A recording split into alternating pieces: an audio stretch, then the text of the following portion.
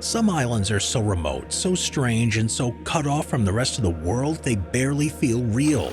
Out in the middle of empty oceans, there are islands with giant statues, active volcanoes, and lost settlements that look more like another planet than Earth. So, here's 10 of the most mysterious islands of the world. Starting with number 10, Mayen. Mayen feels like the kind of island that you're not really supposed to reach. It sits way up there in the Arctic, about 600 kilometers northeast of Iceland and about 500 kilometers east of Greenland. And even the basic facts around it are unreal. The island's long and narrow, about 55 kilometers from end to end, with no permanent civilian population and almost no easy way in. There's a small Norwegian presence there for weather and other operations, but this is not a place with a normal town, harbor, or the kind of arrival you would call welcoming. One of the official Mayen pages says flatly that there's no operational seaports and that visitors coming by boat have to land through the surf at a single accessible point. And that already tells you what kind of island this is. It's not just remote, it's remote in a very specific, unfriendly way. And then there's the volcano. Beerenberg rises more than 2,200 meters above sea level, and it dominates the island so completely that it almost feels like Mayen exists just to hold it up. The official Mayen website calls it the northernmost active volcano in the world, and the Norwegian Polar Institute notes that it's erupted as recently as 1985. So this already isolated Arctic island is not just sitting quietly out there. It's volcanic, it's glacier covered, and it's still alive. And that combination's hard to beat. It gives Mayen a weirdly split personality. On one part, it sounds like a frozen outpost at the edge of a map, and the other part sounds like an island still being built, or at least still being edited. Some remote islands feel tropical, or maybe abandoned, or quietly beautiful. Mayen feels stern. It feels like the sort of place that lives inside wind and bad weather for most of the year. It's been described as bleak and desolate, and that's not an exaggeration so much as a very compact summary. Even the official site emphasizes that access is restricted because the island is a protected nature reserve. So you end up with this incredible image, one of the world's loneliest islands, guarded by an enormous volcano, wrapped in Arctic weather, difficult to land on, and mostly visited by only a small number of people who actually have a reason to be there. If you were inventing a mysterious island for a movie, it would probably look a lot like Mayen. The strange thing is, though, this one's real. Number 9. The Pitcairn Island. Pitcairn's one of those islands that sounds fictional the second you start describing it. It is a tiny volcanic island in the south-central Pacific, and the only inhabited island in the Pitcairn group, and it sits at an extraordinary distance from almost everything. The Pitcairn government says it lies about 2,100 kilometers southeast of Tahiti and more than 6,600 kilometers from Panama. It's been described as a rugged half-crater ringed by steep cliffs, so right away you get the perfect setup for an island story. A tiny settlement, a lonely Pacific location, cliffs, rough ground in the sense that once you arrive, there's nowhere else to go. Even the name of the road leading up from Bounty Bay is the Hill of Difficulty, which honestly sounds less like infrastructure and more like a warning. But the reason Pitcairn has such a grip on people's imaginations is its history. The government's own website notes that the island's modern population is described from the mutineers of the HMAV Bounty and their Tahitian companions, while Britannica points to 1790 as the year the mutineers settled there. Now, that's the kind of detail that instantly turns a remote island into a legend.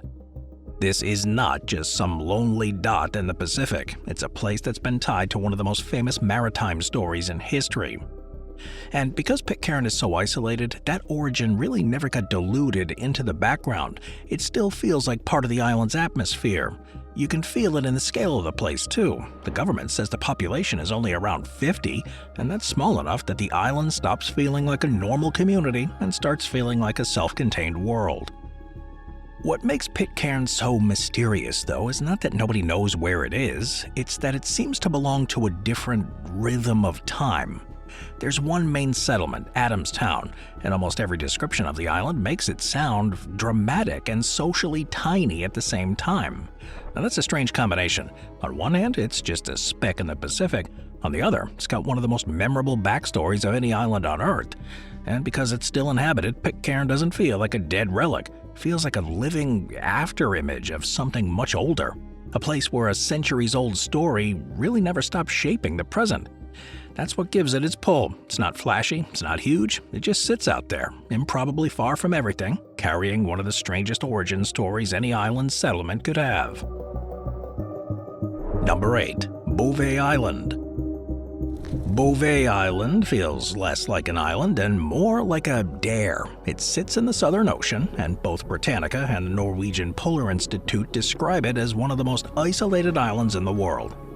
The Norwegian Polar Institute says it lies about 2,500 kilometers southwest of South Africa, while Britannica places it around 1,600 kilometers north of Antarctica. It is far away from almost anything at all. Then you add the fact that the island's tiny, volcanic, and almost completely swallowed by ice, and then it suddenly starts sounding less like a destination and more like a place glimpsed through fog by someone who later had trouble convincing other people it was real. But the island itself looks brutal. The Polar Institute says 89% of the island is covered by glaciers and describes the ice cliffs surrounding much of the coast and says landing here is extremely difficult. The official description adds that steep cliffs on all sides make going ashore a bit of a challenge, while cloud and dense fog are so common here that a fully clear view of the island is unusual enough to be worth mentioning. And that idea fits the mood of this place perfectly. Bouvet is the kind of place that seems to hide even when you're right there. It's a volcanic island, but not in the warm, jungle-covered way people usually imagine. It's more like the frozen top of something grim and ancient sticking out of an angry ocean. But what makes it especially eerie is that it has almost no human story attached to it in the usual sense. No real town, no old colony, no practical reason for people to be there beyond research and occasional expeditions. The island is a Norwegian nature reserve, and its wildlife is mostly seals, penguins, and seabirds. That just leaves the place feeling strangely pure and strangely empty at the same time. A lot of remote islands become interesting because of what humans did there. Bouvet is interesting because humans mostly did not. It's just this ice-loaded volcanic fragment sitting by itself in a huge cold emptiness, difficult to reach, difficult to land on, and easy to imagine as the setting for almost any mystery story. The amazing part is you don't have to add anything dramatic to it. The real version is already weird enough. Number 7. Kerguelen Islands. The Kerguelen Islands sort of sound like the place sailors would whisper about rather than recommend. They lie in the southern Indian Ocean, administratively part of the French Southern and Antarctic plans, and Britannica says the archipelago includes the main island of Kerguelen, plus nearly 300 islets covering about 6,200 square kilometers. Now, all that alone is enough to make them feel massive and lonely at the same time. NASA says they lie far closer to Antarctica than to mainland Europe, which is exactly the sort of sentence that makes an island group feel detached from ordinary people. You hear France, and your brain starts picturing one thing, and then you see Kerguelen, and suddenly France has a giant windswept outpost in the far southern ocean that looks like the backdrop to the end of the world. Kerguelen also has one of the best alternate names of any place on Earth, Desolation Island. NASA notes that the islands have been called the Desolation Islands because of their remoteness and their harsh landscape, and honestly, that name does a lot of heavy lifting. It captures the vibe immediately.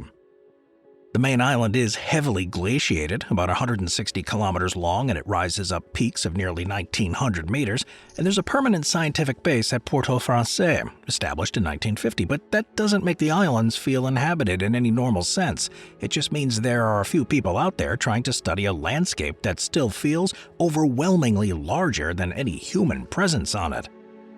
What makes Kerguelen so mysterious is that it doesn't have some huge hidden story attached to it, even before you know anything specific.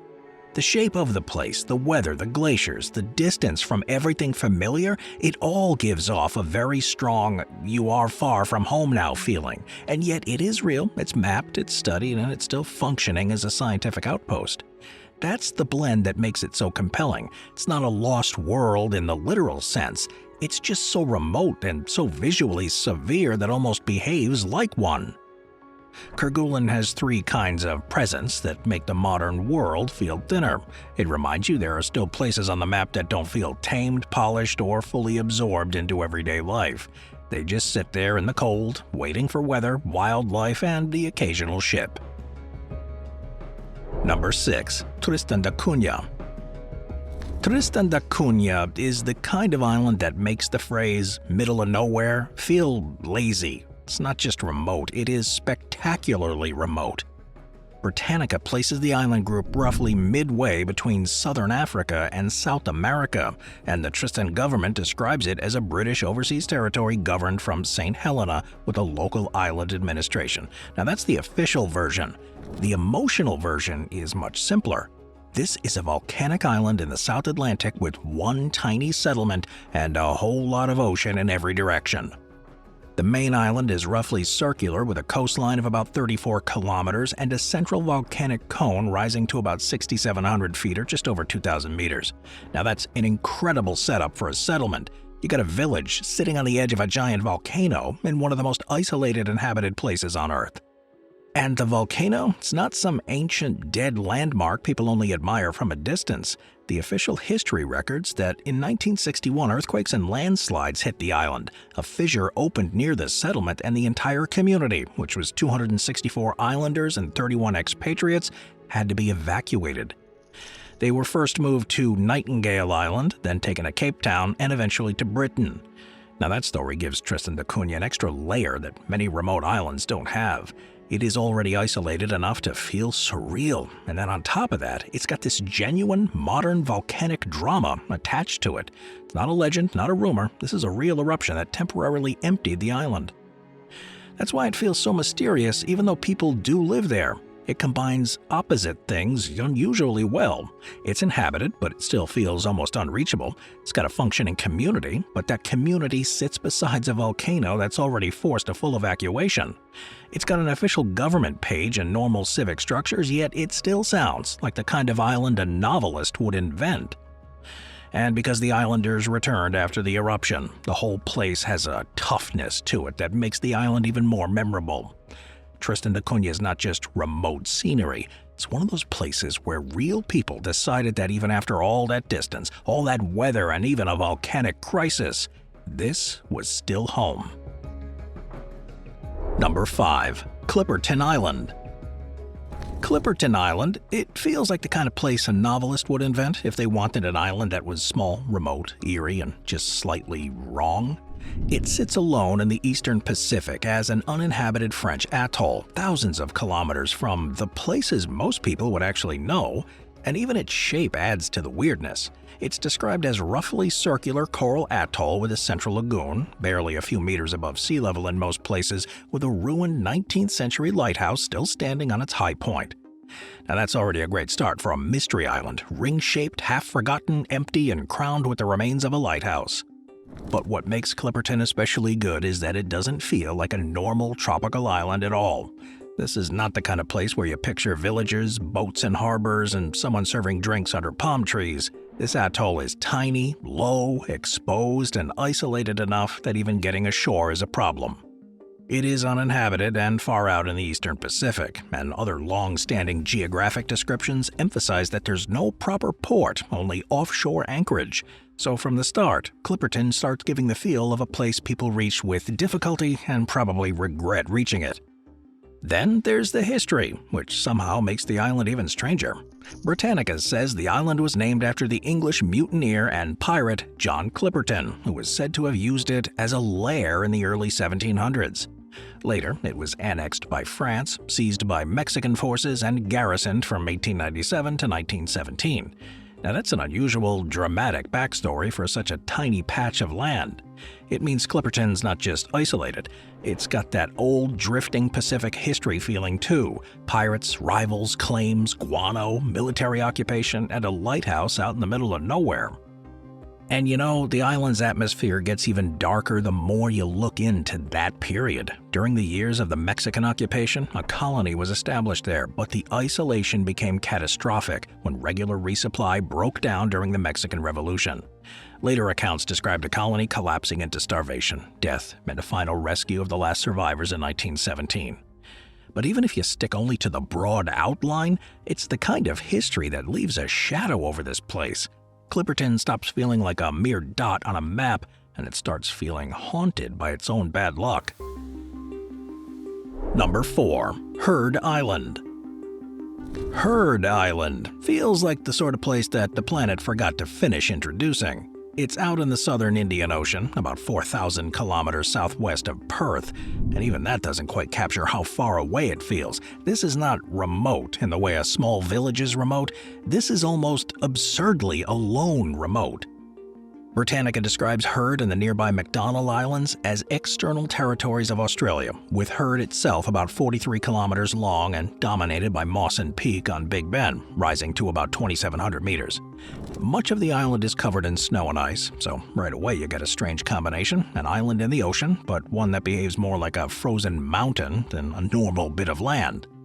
And it gets better here because Heard Island's not just icy and lonely, it's volcanic too. The Smithsonian's Global Volcanism program says the island's made up of mainly 2 volcanic structures, Big Ben and the smaller Mount Dixon, and that Mawson Peak is the active summit inside Big Ben's caldera. It also notes intermittent eruptions since 1910, with the current eruptive period beginning in 2012 and continuing through recent years, with most of the thermal activity and lava flows detected by satellite. Now that's such a ridiculous island combination that it kinda sounds made up. Snow, glaciers, an active volcano, lava flows, and absolutely no regular human life. This island kinda feels like the place where 2 completely different planets accidentally overlap for a while. Well, that clash between fire and ice is really the whole magic trick. Most islands settle into one personality: tropical, rocky, windy, forested. Heard refuses to do that. It looks cold enough to end the conversation, but underneath, it's still geologically restless. And because observations are often limited and the weather is so brutal, a lot of what scientists know about current activity comes from satellites rather than people standing there. Even that adds to the atmosphere a bit. Heard's so far out and so hard to work on that, in a very literal sense, the island is often being watched from space. Another reason it's pretty interesting is that almost nobody lives there in any ordinary sense. It's only been inhabited intermittently by scientific research parties, and that after the 19th century sealing, it's largely reverted to a nearly pristine subantarctic wilderness.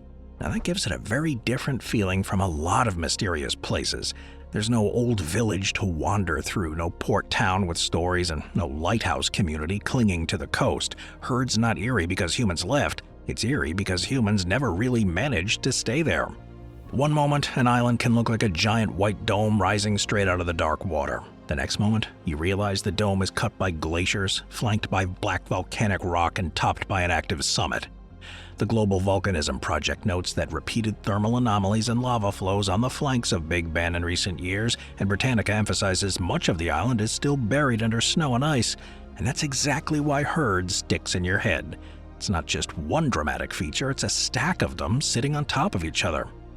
If someone showed you a glacier-covered volcanic island in one of the loneliest parts of the ocean and told you it was from a fantasy series, you'd probably accept it immediately. The weird part is, this one belongs to Australia. Number 3. Gough Island. Gough Island is the kind of name that already sounds like bad weather. Gough Island. And that fits, because this place sits in the South Atlantic looking like it was designed specifically to keep people away. It's about 350 kilometers southeast of Tristan da Cunha. It's uninhabited except for a South African meteorological station, and it forms part of a UNESCO World Heritage Site with Inaccessible Island. UNESCO describes the wider site as one of the least disrupted island and marine ecosystems in the cool temperate zone, with cliffs and some of the world's largest seabird colonies. That's a pretty serious introduction for an island most people have never even heard of. But what makes Gough so good in a mystery countdown like this one is that it's got the look of a place that's never really joined the modern world. It is volcanic, about 13 kilometers long and about 5 kilometers across at its widest, and the Tristan da Cunha government notes that it's around 5 million years old, with eruptions on its summit as recently as about 100,000 years ago. So even though it's not dramatically erupting right now, it still feels like a rough leftover from an older, harsher version of the planet. UNESCO kinda leans into that mood too, calling Gough inaccessible and extraordinarily uninhabited ocean island, well, that remain relatively undisturbed with spectacular cliffs rising straight above the sea. And then you get to the wildlife, which somehow makes the island feel even stranger. Gough is not empty in the boring sense. It's empty of ordinary human life, but it's packed with biological importance. UNESCO says the island supports one of the world's most important seabird colonies, including Atlantic petrels, spectacled petrels, Tristan albatrosses, sooty albatrosses, and northern rockhopper penguins. It also says Gough has endemic land birds and endemic plant species, and that the island is especially valuable for research because of how little it's been altered compared with so many other islands. So what you end up with is an island that feels lonely but not dead. It's alive in a way that's almost overwhelming if you care about wildlife, and completely invisible if you don't already know it's there. That's what gives Gough its weird energy. It's one of those islands that sounds small on paper, but huge in your imagination. You picture cliffs, violent seas, and clouds rolling in low, and birds everywhere. You picture a weather station hanging out on the shore because someone has to, while the rest of the island carries on like people never really arrived. Weather monitoring is the only permitted activity here, which is exactly the kind of detail that makes a place feel more mysterious, not less. You can't just drift into Gough and treat it like another island stop. The island is partly protected because it still feels like one of the few places that never got properly smoothed over. It's not famous, it's not flashy, and it doesn't have giant statues or a lost city attached to it, but it's got something almost as good: the feeling of a real island that still seems to exist at a distance most people can barely imagine. It's uninhabited, it's battered by weather, it's loaded with seabirds, and it's sitting out on a huge stretch of ocean with only a weather station to suggest the rest of humanity remembers it exists. That sounds like a pretty hard island to forget once you hear about it. Number 2. Devon Island.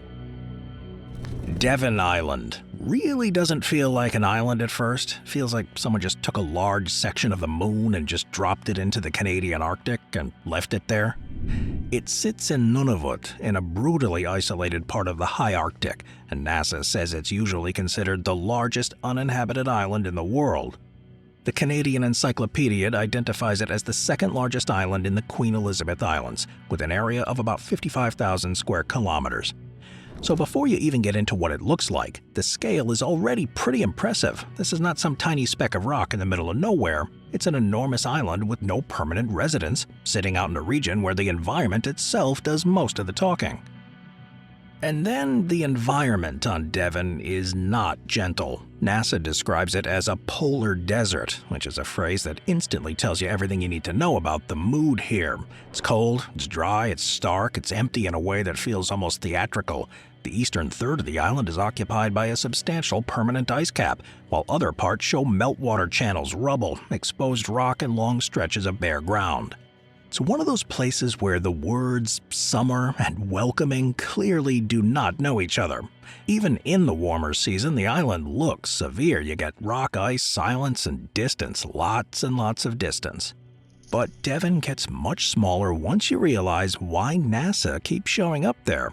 The island contains Houghton Crater, a 39-million-year-old impact structure, and both NASA's Astrobiology Institute and NASA's science pages describe the area as one of the best Mars analog environments on Earth.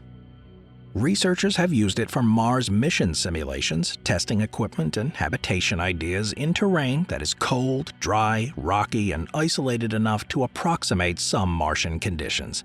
Now that's such a cool detail it almost sounds too neat. One of the loneliest islands on Earth also happens to be one of the most Mars-like places on Earth. So now Devon stops being merely remote, and it starts feeling like a place that belongs, slightly outside normal geography.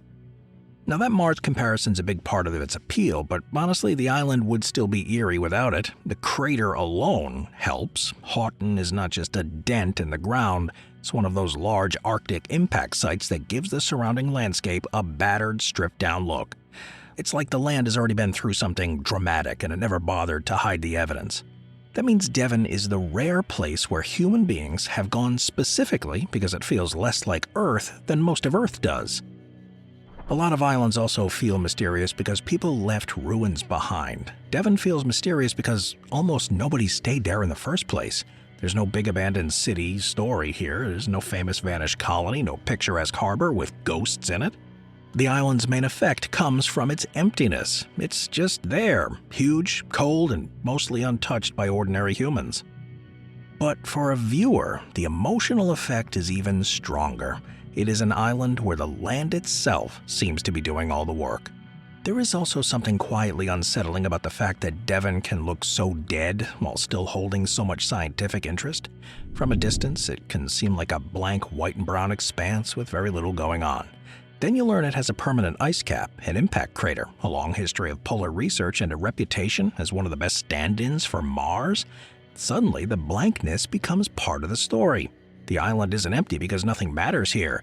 It's empty because its conditions are so extreme that only very specific kinds of people ever choose to go. Number 1. Easter Island, or Rapa Nui. Easter Island is one of those places that almost feels too perfect to be real. It's a tiny, remote island in the Pacific, more than 3,500 kilometers west of mainland Chile. And the moment you look at it, the whole thing already seems strange, not because it's huge or lush or full of dramatic mountains. It's actually the opposite. It's isolated, windswept, volcanic, and relatively small, which only makes what happened there feel even more unlikely. Out in the middle of that enormous stretch of ocean, a Polynesian culture built one of the most recognizable monumental landscapes on the planet. And the island does not ease you into it. It hits you almost immediately with the moai. These giant stone figures are the reason Easter Island stays lodged in people's minds. Even if someone knows almost nothing else about the place, they know that look. The long faces, the deep eye sockets, the heavy brows, strong noses, and that strange stillness they all seem to have. But the thing that makes them so effective is not just the statues themselves, it's why they are. They're not standing in the middle of some giant empire, or at the center of a continent, or beside a massive city. They're on one of the most isolated, inhabited islands in the world. That's what gives Rapa Nui so much power. The island feels small. The achievement does not. There are hundreds of moai on the island. They were created over several centuries by the Rapa Nui people. Most were carved from compressed volcanic ash or tuff at the quarry of Rano Raraku, which is one of the most surreal places on the island. It's not just a quarry in the usual sense, it's more like a giant stone workshop that's been frozen in time. Around the slopes you can still see the moai in different stages of completion. Some are partly attached to the bedrock, some are buried up to the shoulders, and some look as if the workers just stopped and stepped away for a moment and just forgot to come back. Once you realize these famous heads are not just heads, the island gets even better. A lot of people grow up seeing the cropped images of moai and assume they're just giant stone heads stuck in the ground. They are not. Most of them have full torsos. Some are buried because of centuries of sediment buildup, but the figures themselves were made as bodies, not just faces. Now that little detail changes the feel of the whole island, because suddenly the statues stop seeming like weird abstract markers and start feeling more like a presence. They were meant to stand. They were meant to occupy space there. Most of the moai were set on stone platforms, and many face inland rather than out to sea.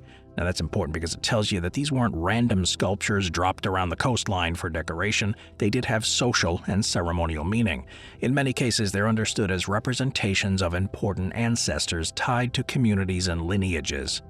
So basically, you're looking at an entire cultural landscape that was shaped by memory, status, ritual, and a bit of engineering. And the engineering part is what keeps the island so fascinating. Even now, one of the first questions people ask is the simplest one. How the hell did they move them? Now that question's been around for a long time, and it's easy to see why. Some of the moai are so massive, even medium-sized ones look difficult. The larger ones look like the kind of project that should belong to a major mainland civilization with metal tools, draft animals, and a lot of infrastructure. But the Rapa Nui did it on an island using resources available to them. Researchers have proposed some different transport methods over the years, including moving the statues upright with ropes in a rocking position as if they were walking. Now that idea has gotten a lot of attention because it does fit with experimental work and island traditions describing the statues as moving upright. Whether people knew that before or not, it does capture something important about the island. Even the practical side of Rapa Nui is unusual. And then there are the pukao, the red stone hats or top knots seen on some moai. These were made from red scoria, a different type of quarry from Punapau. Now the story gets even stranger here. It wasn't enough to carve the giant statues from one source and move them across the island. In some cases, the islanders also added large red stone elements from another quarry entirely. Now this is the kind of detail that makes Easter Island more impressive the deeper you get into it. But what really makes Rapa Nui #1 here is that the island never becomes less mysterious once you know more about it. Usually the opposite happens. Usually explanation takes some of the magic away. Here, explanation somehow adds to it. You learn there were quarry systems, ceremonial platforms, transport methods, and different stone sources, changing political and religious traditions, and still, the island feels just as uncanny as it did in the beginning, maybe even more so. Because the moai are only part of the story, later on the island also became associated with the Birdman cult centered at Orongo, a ceremonial village near the crater of Ranokau. That adds a whole other layer entirely. Rapa Nui is not one note. It's not just statues island. It's got volcanic craters, quarry landscapes, ceremonial platforms, petroglyphs, cliffside ritual sites, and one of the most distinctive cultural histories anywhere in the Pacific.